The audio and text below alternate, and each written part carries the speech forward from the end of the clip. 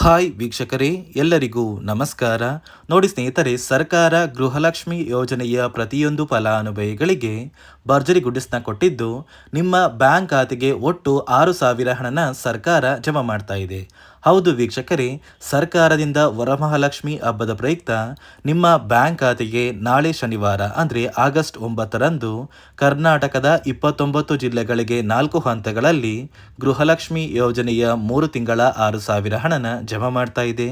ಅದೇ ರೀತಿ ಈ ಬಾರಿ ಸಾಕಷ್ಟು ಫಲಾನುಭವಿಗಳಿಗೆ ಈ ಒಂದು ಹಣನ ಸರ್ಕಾರ ಕ್ಯಾನ್ಸಲ್ ಕೂಡ ಮಾಡಿದೆ. ಹಾಗಾದ್ರೆ ಬನ್ನಿ ಸ್ನೇಹಿತರೆ, ಸರ್ಕಾರದಿಂದ ಬಂದಿರುವಂತಹ ಒಂದು ಮಾಹಿತಿ ಏನು ಅಂತ ನಾನು ನಿಮಗೆ ತಿಳಿಸ್ಕೊಡ್ತಾ ಇದ್ದೀನಿ.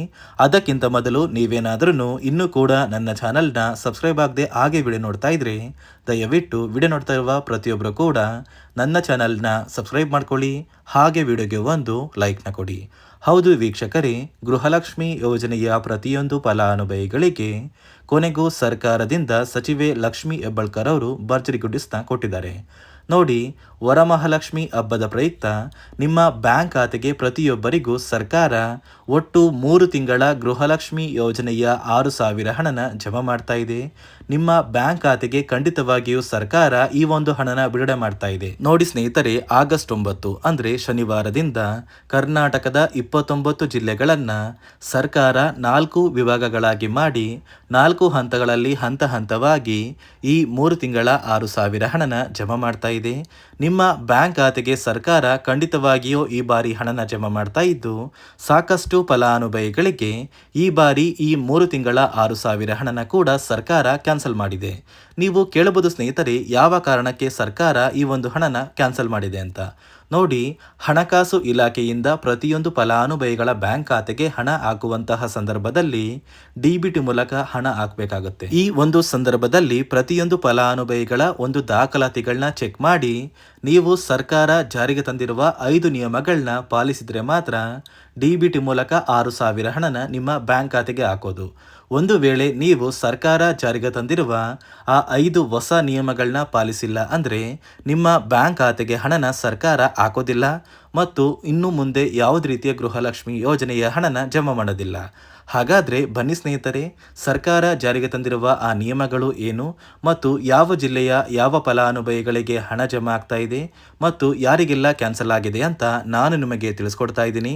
ಅದಕ್ಕಿಂತ ಮೊದಲು ನೋಡಿ ಸ್ನೇಹಿತರೆ, ನಾಳೆ ಶನಿವಾರ ಅಂದರೆ ಆಗಸ್ಟ್ 9ರಂದು ಕರ್ನಾಟಕದ ಯಾವ 29 ಜಿಲ್ಲೆಗಳಿಗೆ ಸರ್ಕಾರ 4 ಹಂತಗಳಲ್ಲಿ ಹಂತ ಹಂತವಾಗಿ 3 ತಿಂಗಳ ಗೃಹಲಕ್ಷ್ಮಿ ಯೋಜನೆಯ ಹಣನ ಜಮಾ ಮಾಡ್ತಾ ಇದೆ ಅಂದರೆ ನೋಡಿ ವೀಕ್ಷಕರೇ, ಮೊದಲ ಹಂತದಲ್ಲಿ ಬೆಂಗಳೂರು ನಗರ, ಬೆಂಗಳೂರು ಗ್ರಾಮಾಂತರ, ರಾಮನಗರ, ಚಿಕ್ಕಬಳ್ಳಾಪುರ, ಚಿತ್ರದುರ್ಗ, ದಾವಣಗೆರೆ, ಕೋಲಾರ, ಶಿವಮೊಗ್ಗ ಮತ್ತು ತುಮಕೂರು ಈ ಜಿಲ್ಲೆಗಳಿಗೆ ಮೊದಲ ಹಂತದಲ್ಲಿ 6,000 ಹಣ ಜಮಾ ಆಗ್ತಾ ಇದೆ. ಅದೇ ರೀತಿ ಎರಡನೆಯ ಹಂತದಲ್ಲಿ ಬಾಗಲಕೋಟೆ, ಬೆಳಗಾವಿ, ವಿಜಯಪುರ, ಧಾರವಾಡ, ಗದಗ, ಹಾವೇರಿ ಮತ್ತು ಉತ್ತರ ಕನ್ನಡ ಈ ಜಿಲ್ಲೆಗಳ ಪ್ರತಿಯೊಂದು ಫಲಾನುಭವಿಗಳಿಗೆ ಎರಡನೆಯ ಹಂತದಲ್ಲಿ 3 ತಿಂಗಳ 6,000 ಹಣ ಜಮಾ ಆಗ್ತಾ ಇದೆ.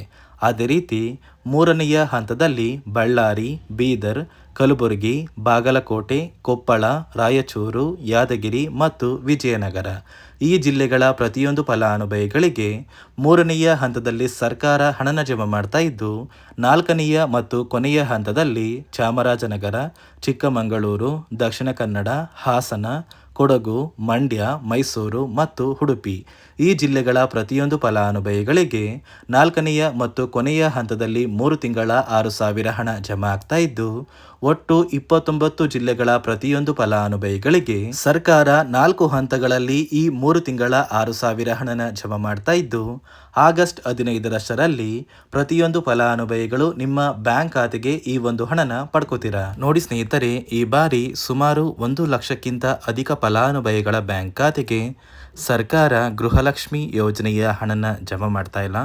ಕಾರಣ ಏನು ಅಂದರೆ, ನಿಮ್ಮ ಬ್ಯಾಂಕ್ ಖಾತೆಗೆ ಡಿಬಿಟಿ ಮೂಲಕ ಹಣ ಜಮಾ ಮಾಡುವಂತಹ ಸಂದರ್ಭದಲ್ಲಿ ಸರ್ಕಾರ ಸಾಕಷ್ಟು ಫಲಾನುಭವಿಗಳ ಒಂದು ಬ್ಯಾಂಕ್ ಖಾತೆಗೆ ಹಣ ಜಮಾ ಮಾಡೋದನ್ನು ಕ್ಯಾನ್ಸಲ್ ಮಾಡಿದೆ.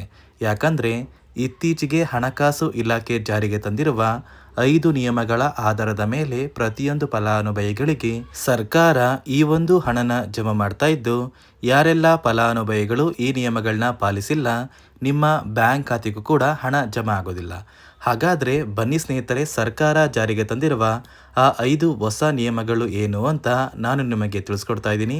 ನೋಡಿ ಸ್ನೇಹಿತರೆ, ಮೊದಲನೆಯ ಒಂದು ನಿಯಮ ಬಂದು ಸಾಕಷ್ಟು ಫಲಾನುಭವಿಗಳು ಹೊಂದಿರುವಂತಹ ಒಂದು ರೇಷನ್ ಕಾರ್ಡ್ ಏನಿದೆ, ಆ ಒಂದು ರೇಷನ್ ಕಾರ್ಡ್ನ ಮನೆಯ ಸದಸ್ಯರ ಪ್ರತಿಯೊಬ್ಬರ ಒಂದು ಆಧಾರ್ ಕಾರ್ಡ್ನ ನಿಮ್ಮ ರೇಷನ್ ಕಾರ್ಡ್ಗೆ ಕಡ್ಡಾಯವಾಗಿ ಲಿಂಕ್ ಮಾಡಿಸ್ಬೇಕು. ಅಂದರೆ ಈ ಒಂದು ಲಿಂಕ್ ಮಾಡಿಸುವಂತಹ ಒಂದು ಪ್ರೊಸೀಜರ್ಗೆ ಸರ್ಕಾರ KYC ಅಂತ ಕರೀತಾರೆ. ನಿಮ್ಮ ರೇಷನ್ ಕಾರ್ಡ್ಗೆ ಇನ್ನೂ ಸಹ KYC ಆಗಿಲ್ಲ ಅಂದರೆ ನಿಮ್ಮ ಬ್ಯಾಂಕ್ ಖಾತೆಗೆ ಸರ್ಕಾರ ಮುಂದಿನ ದಿನಗಳಲ್ಲಿ ಗೃಹಲಕ್ಷ್ಮಿ ಯೋಜನೆಯ ಹಣನ ಕ್ಯಾನ್ಸಲ್ ಮಾಡುತ್ತೆ. ಅದೇ ರೀತಿ ಎರಡನೆಯ ಒಂದು ನಿಯಮ ಬಂದು ಸಾಕಷ್ಟು ಫಲಾನುಭವಿಗಳು ಕಳೆದ 3 ತಿಂಗಳಿಂದ ಸರ್ಕಾರದಿಂದ ಬರ್ತಾ ಇರುವಂತಹ ಒಂದು ರೇಷನ್ ಏನಿದೆ, ಅಂದರೆ ಉಚಿತ ಅಕ್ಕಿ ಏನಿದೆ, ಈ ಒಂದು ರೇಷನ್ನ ಪಡ್ಕೋತಾ ಇಲ್ಲ. ಒಂದು ವೇಳೆ ಕಳೆದ 3 ತಿಂಗಳಿಂದ ನೀವು ರೇಷನ್ನ ಪಡ್ಕೊಂಡಿಲ್ಲ ಅಂದರೆ ಸರ್ಕಾರ ನಿಮ್ಮ ಬಳಿ ಇರುವಂತಹ ಒಂದು ರೇಷನ್ ಕಾರ್ಡ್ನ ಕ್ಯಾನ್ಸಲ್ ಮಾಡುತ್ತೆ. ನಿಮ್ಮ ರೇಷನ್ ಕಾರ್ಡ್ನ ಸರ್ಕಾರ ಕ್ಯಾನ್ಸಲ್ ಮಾಡಿದ್ರೆ ನಿಮ್ಮ ಬ್ಯಾಂಕ್ ಖಾತೆಗೆ ಗೃಹಲಕ್ಷ್ಮಿ ಯೋಜನೆಯ ಹಣ ಇರ್ಬೋದು ಮತ್ತು ಸರ್ಕಾರದಿಂದ ಬರುವಂತಹ ಒಂದು ಸೌಲಭ್ಯಗಳನ್ನ ನೀವು ಕಳ್ಕೋಬೇಕಾಗುತ್ತೆ. ಅದೇ ರೀತಿ ಮೂರನೆಯ ಒಂದು ನಿಯಮ ಬಂದು ನೋಡಿ ಸ್ನೇಹಿತರೆ, ನಿಮ್ಮ ಬಳಿ ಇರುವಂತಹ ಒಂದು ಆಧಾರ್ ಕಾರ್ಡ್ ಏನಿದೆ, ಆ ಒಂದು ಆಧಾರ್ ಕಾರ್ಡ್ನ ಕಳೆದ 15 ವರ್ಷಗಳಲ್ಲಿ ನೀವು ಯಾವುದೇ ರೀತಿಯ ಒಂದು ತಿದ್ದುಪಡಿನ ಮಾಡಿಸಿಲ್ಲ ಅಂದರೆ ನಿಮ್ಮ ಬ್ಯಾಂಕ್ ಖಾತೆಗೆ ಸರ್ಕಾರ ಗೃಹಲಕ್ಷ್ಮಿ ಯೋಜನೆಯ ಹಣನ ಕ್ಯಾನ್ಸಲ್ ಮಾಡುತ್ತೆ. ಯಾಕಂದರೆ ಸರ್ಕಾರದಿಂದ ಬಂದಿರುವಂತಹ ಒಂದು ಆದೇಶದ ಪ್ರಕಾರ ಪ್ರತಿಯೊಂದು ಫಲಾನುಭವಿಗಳು ಕಳೆದ 15 ವರ್ಷಗಳಲ್ಲಿ ಯಾವುದೇ ರೀತಿಯ ಒಂದು ತಿದ್ದುಪಡಿನ ನಿಮ್ಮ ಆಧಾರ್ ಕಾರ್ಡ್ಗೆ ನೀವು ಮಾಡಿಸಿಲ್ಲ ಅಂದರೆ ಕಡ್ಡಾಯವಾಗಿ ಆದಷ್ಟು ಬೇಗ ನಿಮ್ಮ ಆಧಾರ್ ಕಾರ್ಡ್ಗೆ ತಿದ್ದುಪಡಿನ ಮಾಡಿಸಿ. ಅದೇ ರೀತಿ ನಾಲ್ಕನೆಯ ಒಂದು ನಿಯಮ ಬಂದು ನಿಮ್ಮ ಕುಟುಂಬದ ಒಂದು ವಾರ್ಷಿಕ ಆದಾಯ 7 ಲಕ್ಷಕ್ಕಿಂತ ಕಡಿಮೆ ಇರಬೇಕು.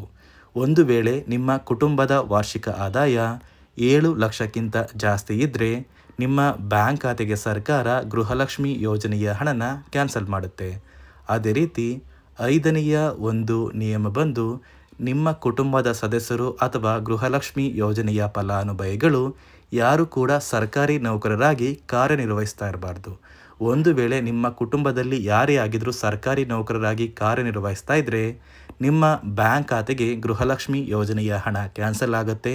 ಈ 5 ನಿಯಮಗಳ ಆಧಾರದ ಮೇಲೆ ಪ್ರತಿಯೊಂದು ಫಲಾನುಭವಿಗಳಿಗೆ ಸರ್ಕಾರ ಹಣ ಜಮಾ ಮಾಡ್ತಾ ಇದೆ. ಒಂದು ವೇಳೆ ನೀವು ಈ 5 ನಿಯಮಗಳನ್ನ ಪಾಲಿಸಿಲ್ಲ ಅಂದರೆ ನೀವು ಕೂಡ ಗೃಹಲಕ್ಷ್ಮಿ ಯೋಜನೆಯ ಹಣದಿಂದ ವಂಚಿತರಾಗಬೇಕಾಗುತ್ತೆ. ನೋಡಿ ಸ್ನೇಹಿತರೆ, ಇಲ್ಲಿಯವರೆಗೂ ನಿಮ್ಮ ಬ್ಯಾಂಕ್ ಖಾತೆಗೆ ಯಾವುದೇ ರೀತಿಯ ಗೃಹಲಕ್ಷ್ಮಿ ಯೋಜನೆಯ ಹಣ ಪೆಂಡಿಂಗ್ ಇಲ್ಲ ಅಂದರೆ ಆದಷ್ಟು ಬೇಗ ಸರ್ಕಾರ ಈ 3 ತಿಂಗಳ ಗೃಹಲಕ್ಷ್ಮಿ ಯೋಜನೆಯ ಹಣನ ನಿಮ್ಮ ಬ್ಯಾಂಕ್ ಖಾತೆಗೆ ಜಮಾ ಮಾಡುತ್ತೆ. ಪ್ರತಿಯೊಂದು ಫಲಾನುಭವಿಗಳು ಈ ಒಂದು ಹಣನ ಪಡ್ಕೋತೀರಾ ಅಂತ ಹೇಳ್ತಾ ಇದಿಷ್ಟು ಸರ್ಕಾರದಿಂದ ಬಂದಿರುವಂತಹ ಒಂದು ಹೊಸ ಮಾಹಿತಿಯಾಗಿದೆ. ನಾನು ಕೊಟ್ಟಿರುವಂತಹ ಮಾಹಿತಿ ನಿಮಗೆ ಇಷ್ಟ ಆಗಿದ್ದಲ್ಲಿ ದಯವಿಟ್ಟು ಪ್ರತಿಯೊಬ್ಬರು ನನ್ನ ಚಾನಲ್ನ ಸಬ್ಸ್ಕ್ರೈಬ್ ಮಾಡ್ಕೊಳ್ಳಿ, ಹಾಗೆ ವಿಡಿಯೋಗೆ ಒಂದು ಲೈಕ್ನ ಕೊಡಿ.